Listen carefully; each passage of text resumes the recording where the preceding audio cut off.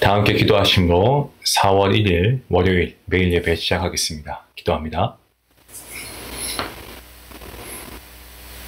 거룩하신 하나님, 오늘도 매일 예배를 통하여서 온 성도가 주님의 말씀 앞에 나와서 예배할 수 있게 은혜 주시니 감사합니다.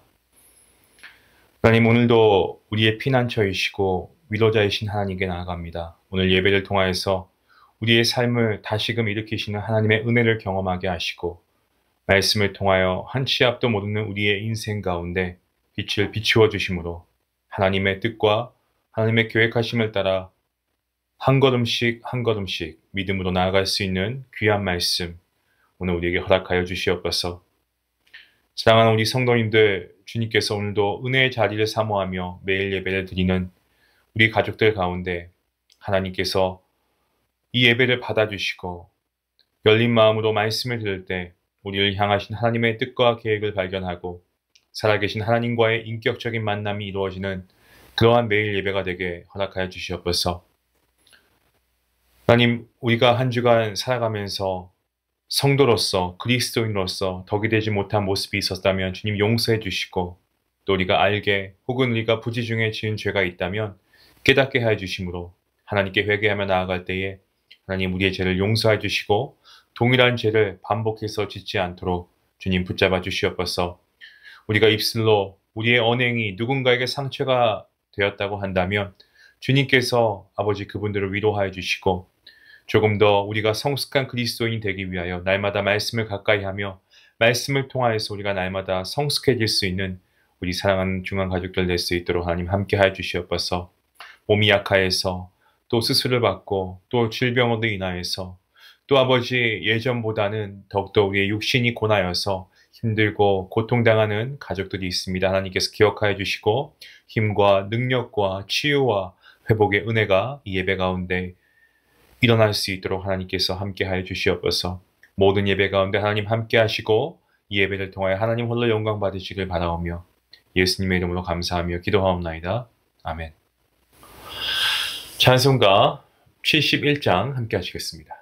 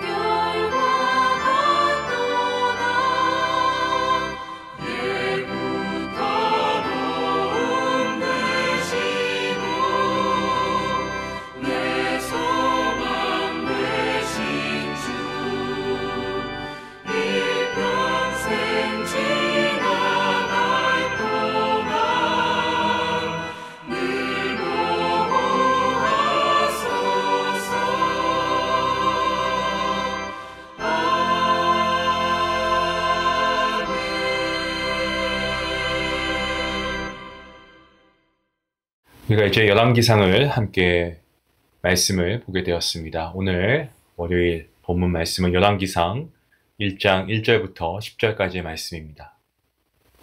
말씀이 있으신 분들은 또 생명의 삶이 있으신 분들은 함께 말씀을 읽도록 하겠습니다. 1절 말씀부터 함께 봅니다. 다윗 왕이 나이가 많아 늙으니 이불을 덮어도 따뜻하지 아니한지라. 그의 시종들이 왕께 아뢰되 우리 주 왕을 위하여 젊은 처녀 하나를 위하여 그로 왕을 받들어 모시게 하고 왕의 품에 누워 우리 주 왕으로 따뜻하시게 하리이다 하고 이스라엘 사방 영토 내에 아리따운 처녀를 구하던 중 수넴 여자 아비삭을 얻어 왕께 데려왔으니 이 처녀는 심히 아름다워 그가 왕을 받들어 시중 들었으나 왕이 잠자리는 같이 하지 아니하였더라. 그때 핫깃의 아들 아도니아가 스스로 높여서 이르기를 내가 왕이 되리라 하고 자기를 위하여 병거와 기병과 호위병 50명을 준비하니 그는 압살롬 다음에 태어난 자요 용모가 심히 준수한 자라. 그의 아버지가 내가 어찌하여 그리하였느냐고 하는 말로 한 번도 그를 섭섭하게 한 일이 없었더라. 아도니아가 스루야의 아들 요압과 제사장 아비아달과 모이하니 그들이 따르고 도우나 제사장 사독과 여호야다의 아들 분야야와 선지자 나단과 시므이와 레이와 다윗의 용사들은 아도니아와 같이 하지 아니하였더라. 아도니아가 에느로겔 근방 소헬레 바위 곁에서 양과 소와 살찐 송아지를 잡고 왕자 곧 자기의 모든 동생과 왕의 신하된 유다 모든 사람을 다 청하였으나 선지자 나단과 분하야와 용사들과 자기 동생 솔로몬은 청하지 아니하였더라. 아멘. 인생은 단 한 번만 주어집니다. 그리고 누구나가 아기로 태어나서 그리고 장성하여 청년이 되고 또 중년이 되고 그리고 우리는 어느 순간 노년을 맞이하게 됩니다. 인간은 모두 태어나면 어느 한순간에 우리의 육신이 약해지고 그리고 죽음을 맞이할 수밖에 없습니다.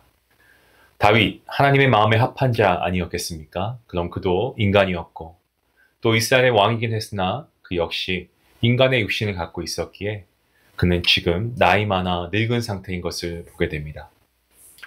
다윗의 젊은 시절 우리가 잘 알고 있습니다. 준수한 용모를 가졌고 강한 힘을 소유했던 다윗이었습니다. 거대한 최고의 골리앗을 무찌른 승리자가 또한 다윗이었습니다. 블레셋 군사들의 공포의 대상이 되었던 용사가 또한 다윗 아니었겠습니까? 하지만 이제 그는 총명하고 지혜로운 이전의 다윗의 모습이 아닙니다. 그도 나이가 많아 기력이 쇠하였고 그의 총명은 어두워졌습니다. 나이 많아 늙었다라는 것은 인간은 세월이 흐름에 따라서 시간이 흐름에 따라서 죽음을 맞이해야 한다는 어떤 숙명적인 그런 의미의 표현 아닐까요? 다윗은 오늘 보니까 이불을 덮어도 그의 몸이 따뜻하지 아니한 상태라고 본문 말씀이 현재 다윗의 그런 상태를 표현하고 있습니다. 이불을 덮어도 따뜻하지 않다는 것은요, 계속해서 그의 육신이 차가워지고 있다는 겁니다. 무슨 말입니까? 죽음이 가까워 오고 있다는 그러한 사실을 의미하고 있는 표현입니다.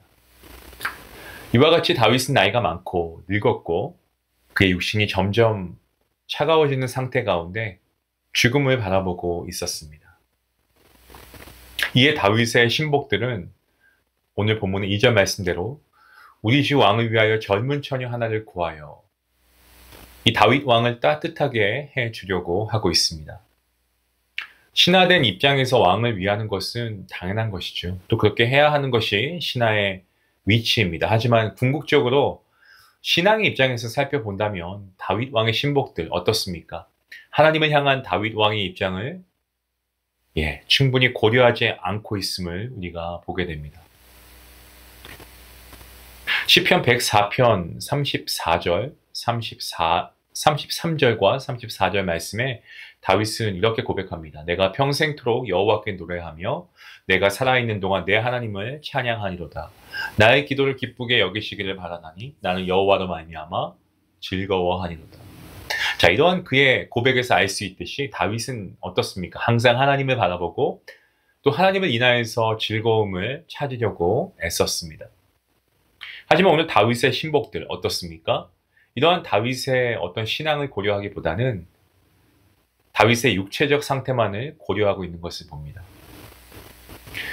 이러한 방법, 다시 말씀드리면 사람이나 짐승의 체온을 통해서 어떤 늙은이나 약자의 체온의 원기를 되찾고자 한 것은 사실 그 효과가 있다라고 하는 그런 의학적인 글도 읽어본 적이 있습니다만은, 하지만 신복들의 행위 자체만 봤을 때 사실 신앙적인 문제점이 없다라고 말하기는 어렵습니다. 본문 2절 말씀을 다시 한번 읽겠습니다.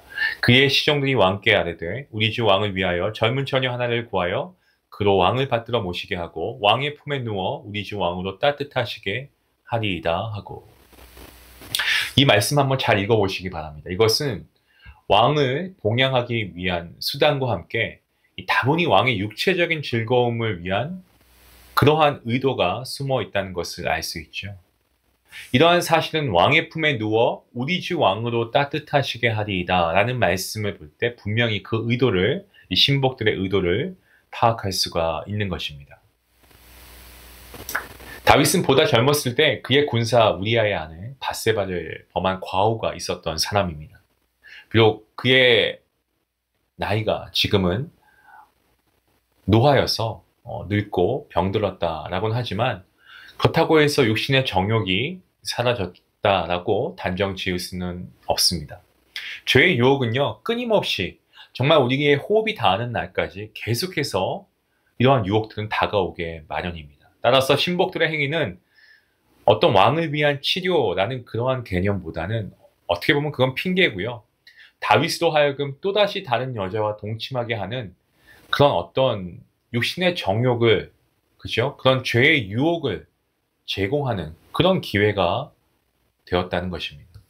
신복들이 구한 아름다운 젊은 처녀 누굽니까? 오늘 말씀 보니까 아비삭이라고 하는데, 이 아비삭은 다윗의 성숙된 신앙에 오늘 말씀을 보면 알 수 있듯이 흔들림을 주지 못했습니다. 비록 다윗이 나이 많아서 육신적으로 쇠한 것은 맞지만 신앙적으로는 오히려 더 원숙해 있었던 것을 우리가 보게 됩니다. 신앙이 흔들리고 그리고 믿음이 연약한 그러한 사람들은 나이 들면 들수록 마지막 안간힘을 다해서 쾌락을 추구하는 경향이 의외로 많습니다. 내가 살면 얼마나 살겠어. 해볼 거 다 해보고 누릴 거 다 해보고 그동안 못했던 것도 좀 다 해봐야 되겠다. 여러분, 이런 것을 시도하는 것이 나쁜 게 아니고 그러한 것들이 우리 신앙인에게 있어서 죄의 범주 안에 있는 것들이라고 한다면 여러분, 그것은 결코 우리에게 유익이 되지 못합니다.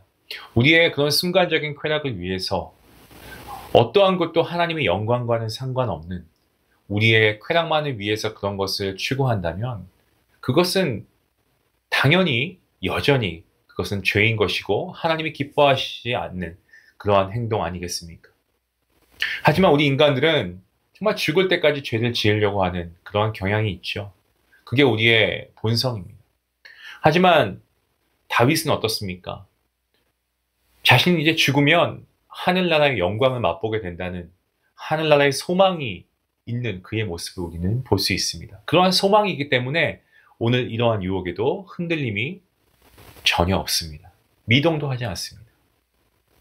성도 여러분, 우리 역시 이제는 이라고 생각되는 어떤 우리가 좀 뭔가 다 갖추고 있는 그런 안정된 시기에 어떠한 선을 가장하여서 찾아오는 그러한 시험에 넘어가지 않도록 정말 우리가 다윗같이 우리가 신앙을 잘 지킬 수 있는 그러한 승리자가 되어야 할 줄로 믿습니다. 오늘 본문 5절, 6절 말씀, 다윗이 나이가 많았습니다. 다윗에게도 자식들이 많았는데요. 아마도 서로 왕이 되고자 했던 것으로 보여집니다. 왕의 후보로는 이 솔로몬이 가장 유력했습니다. 그래서 이 아도니아가 왕을 반역하여서 스스로 왕이 되고자 합니다. 이것은 단순히 그냥 왕을 반역하는 게 아니고 나라를 반역하는 행위이고 또한 동시에 그의 아버지를 슬프게 하는 행위입니다. 본문 6절 말씀입니다. 그는 압살롬 다음에 태어난 자요 용모가 심히 준수한 자라. 그의 아버지가 내가 어찌하여 그리하였느냐고 하는 말로 한 번도 그를 섭섭하게 한 일이 없었다라고 말씀하고 있습니다. 다윗은 그의 아들 아도니아에게 서운한 말을 한 적이 없어요. 섭섭하게 한 일이 없었다고 합니다. 바꿔 얘기하면은 원하는 거 다 하게 해준 거죠. 그 아들이 좀 잘못해도 서운하게 하지 않았습니다. 그냥 그저 자신의 아들이니까 최선을 다했습니다. 하지만 그 아들 지금 어떻게 하고 있습니까? 아버지를 반역하고 자기가 왕이 되려고 하고 있습니다. 다윗의 네 번째 아들 아도니아가 다윗이 아직 후계를 지명하지 않았다고 생각해서 이 반란을 일으키는 계획을 하고 있지 않습니까? 그게 바로 오늘 본문 5절 말씀에 나오고 있죠. 반란을 일으키는 주 참모는 굉장히 아이러니하게도 다윗과 50년을 가까이 한 다윗의 군대 장관 요압이라고 하는 인물이었습니다. 아도니아는요, 요압을 그의 주 참모로 하고 그리고 제사장도 모시고 반란을 일으킵니다. 7절 말씀에 그 말씀이 나오고 있습니다. 자, 성도 여러분, 여기서 우리는 다윗이 그의 아들 압살롬에 이어서 또다시 자기 아들에게 반란을 당하게 됩니다. 계속해서 다른 사람도 아니고 자기 자식으로 말미암아서 고통이 끊이지 않고 있는데 왜 이러한 일이 일어나고 있는가? 우리가 한번 분명하게 짚어보아야 합니다. 가장 먼저 다윗의 전반적인 어떤 자식 교육에 대해서 우리가 한번 살펴보아야 하겠습니다. 사실 그것을 하나님께서 강력하게 말씀하고 계시죠. 첫째 아들 암논이 이복누이 다말을 범합니다. 여러분들 말씀을 통해서 알고 있는 내용입니다. 상사병이 난 암논이 계책을 꾸면서 다말을 폭행합니다. 성적으로 폭행합니다. 이때 다윗은 이 암논의 부탁을 들어주어서 다말을 그에게 가도록 해서 그가 죄를 짓는데 결정적인 역할을 한 결과를 만들어 버렸습니다. 아무리 첫째이고 맏아들이라고 해도 그의 부탁이라고 해도 상식적으로 들어줄 것과 그렇지 않은 것이 있는데 세상 일에 있어서는 그렇게 분별력이 뛰어난 그러한 사람이 다윗이었는데 그 다윗이 자기 자식 문제 앞에서는 이러한 판단력이 없이 아주 흐려져 있는 그의 판단력을 보게 됩니다. 그래서 하나님께서 우리에게 이것을 아주 심각하게 경고하고 계신다라고 저는 그렇게 생각합니다. 그렇게 정말 윤리적으로 그리고 신앙적으로 못된 짓을 한 이런 암논을 강력하게 징계하고 공인 아니겠습니까? 공인으로서 모본을 보여줘야 했는데 자기 자식이니까 벌을 주지 않습니다. 그래서 다말의 친오빠 압살롬이 암논을 죽이지 않습니까? 다윗이 적절하게 벌을 주었다라고 한다면 형제를 죽이는 불상사는 일어나지 않았을 수도 있습니다. 사무엘하 13장에 보시면 하나님께서 이때 이미 경고를 하셨습니다. 자, 또 하나, 그 다음은 압살롬의 사건이 그렇습니다. 이러한 일이 일어난 배후에 압살롬의 사건이 있었죠. 압살롬이 암논을 죽이고 외국으로 도망칩니다. 그런데 다윗이 그 아들이 너무 보고 싶었습니다. 견디지 못합니다. 물론 자기 자식이 귀하지만 공인 아니겠습니까? 그러면 공인으로서 지켜야 할, 가져야 할 자세가 있습니다. 하나님의 법을 지켜야 하는 사람에게는 하나님의 법이 있는데 이것을 지키지 못했습니다. 결국에 어떻게 됩니까? 압살롬이 국내에 들어오는 것을 허락합니다.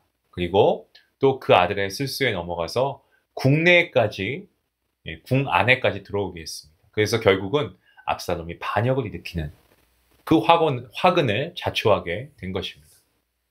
그것 또한 자식에 대한 정을 절제하지 못하고 암논을 죽인 압살롬에게 어떤 적절한 벌을 주지 않았기 때문에 결과적으로 그가 반란을 일으키게 되었고요. 어려움을 다윗이 경험하게 되었습니다. 성도 여러분, 우리가 하나님께서 우리에게 허락하신 우리의 자녀들, 우리가 정말 소중합니다. 그리고 정말 우리에게는 보물과 같은 존재입니다. 맞습니다. 하지만 우리가 우리 자식들을 올바르게 교육시키지 못하고 훈계하지 못할 때는 여러분 어쩌면 결국 하나님께서 나서야 할 수밖에 없습니다. 하나님이 나서지 않고서는 우리 자식들이 더 악한 길로 아니면 더 잘못된 길로 갈 수 있기 때문에 하나님께서 나서실 수밖에 없는 거죠. 오늘 말씀을 통해 이 다윗, 더욱이 공인 아니겠습니까? 공인으로서 가져야 할 자세, 어떤 공의를 지키지 못할 때 이 일은 상당히 무섭다는 것을 오늘 말씀을 통해서 하나님께서 우리에게 가르쳐주고 계십니다. 그래서 또다시 아도니아의 사건이 생겨나게 됩니다. 아도니아에 대해서 본문의 6절 말씀에 평생에 한 번도 섭섭하게 한 일이 없었다라고 기록하고 있는데요. 이것은 아도니아의 품행이 반듯해서 그런 게 아니고 다윗이 아도니아를 각별하게 편애했다고 말하고 있는 겁니다. 때문에 이런 문제가 발생했습니다. 그래서 하나님의 백성들은 아무리 자신의 자식이 귀하다고 해도 철저하게 내가 낳았으니까 내 자식이 아니고 내가 키웠으니까 내 자식이 아니고 하나님께서 주신 선물임을 우리가 기억하고 하나님의 자녀이다 라는 이 인식을 우리가 끊임없이 계속해서 되풀이해서 기억해야 됩니다. 여러분 시편 127편 3절에 뭐라고 말씀합니까? 자식들은 여호와의 기업이요 태의 열매는 그의 상급이다라고 말씀하고 있지 않습니까? 사랑하는 중간 가족 여러분, 우리가 우리 자식을 제대로 교육시키지 못하면 우리의 자녀는 바로 하나님의 자녀이기 때문에 마땅히 받아야 할 교육을 하나님께서 그 교육을 시키실 수밖에 없다는 사실 잊지 말아야 합니다. 우리가 그들을 징계하지 않으면 하나님께서 징계할 수밖에 없다는 것, 우리가 다시 한번 깊이 생각해 보아야 할 것입니다. 철저하게 우리의 자녀는 우리의 것이 아니고 우리의 소유물이 아니고 하나님의 자녀이다라는 것을 하나님의 주권을 우리가 인정하고 우리가 우리의 자녀에게 잘 가르치지 않으면 하나님께서 일하실 수밖에 없습니다. 제 아이들은 이미 다 컸습니다. 전 이미 손자가 있었고 손주가 있습니다. 여러분 나이가 중요한 것이 아니고 지금이라도 늦지 않았습니다. 여러분 자녀를 사랑하신다면 이들이 교회를 다니지 못하고 예배하지 못하고 하나님을 멀리하면서 세상에서 아무리 성공한다고 한들 여러분 하나님을 모르고 영적으로 이들이 죽어가고 있다면 여러분 오늘 이 말씀을 듣고 여러분의 자녀에게 여러분의 손자 손녀에게 하나님의 말씀을 전하시기 바랍니다. 그리고 이들이 하나님 앞에 나아갈 수 있도록 여러분들이 하나님께서 우리에게 주신 자녀들을 잘 양육하실 수 있길 바랍니다. 우리가 이 부분을 잘 지켜 행해야 할 줄 믿습니다. 다윗의 이러한 어려운 상황, 그가 자초한 것입니다. 우리의 연약함을 주님께서 하시기에 오늘 이 말씀을 통해서 우리는 이러한 다윗의 어떠한 모습을 닮아가지 않도록 하나님께서 오늘 말씀을 우리에게 주신 줄로 믿습니다. 이 말씀을 믿으심으로 우리가 우리의 자녀, 믿음 안에서 잘 가르치고 이들을 위해 더 눈물로 기도하며 이들을 교회로 이끌어갈 수 있는 하나님께 다시 돌아갈 수 있도록 우리가 힘쓸 수 있는 저와 여러분 모두가 될 수 있기를 주님의 이름으로 간절히 축원합니다. 기도하시겠습니다. 하나님 감사합니다. 오늘 말씀은 우리에게 너무나 분명하게 짧고도 분명한 메시지를 우리에게 전달하고 있습니다. 하나님 먼저 우리 모두가 성숙한 그리스도인이 되게 해 주시옵소서. 그리고 우리의 자녀조차도 하나님의 것임을 분명히 인정하고 우리가 이들을 잘 가르치고 기도하는 믿음의 부모가 되게 허락하여 주시옵소서. 감사하며 예수님의 이름으로 기도하옵나이다. 아멘. 여러분 오늘 말씀 우리가 우리의 인생의 주권자가 하나님이심을 고백할 때 우리의 자녀도 마찬가지입니다. 우리의 자녀의 입술로 이런 것이 고백되어져야 할 줄로 믿습니다. 하나님의 주권을 인정하지 않고 우리가 이 부분을 잘 가르치지 않으면 이것은 결국 우리 자녀들에게 큰 손실로 이어질 수밖에 없습니다. 여러분이 자녀에게 물려줄 것은 결코 재산도 아니고 권력도 아닙니다. 지위도 아닙니다. 바로 하나님의 말씀이고 믿음인 줄로 믿습니다. 오늘 우리의 자녀를 위해서 기도할 때 하나님의 주권을 인정하게 하시고 이들이 다시 믿음을 회복하여 하나님께 돌아가게 해주시옵소서. 내가 그렇게 노력하겠습니다. 내가 더 열심히 기도하겠습니다. 결단할 수 있는 여러분 모두가 될 수 있길 원합니다. 함께 기도하시겠습니다.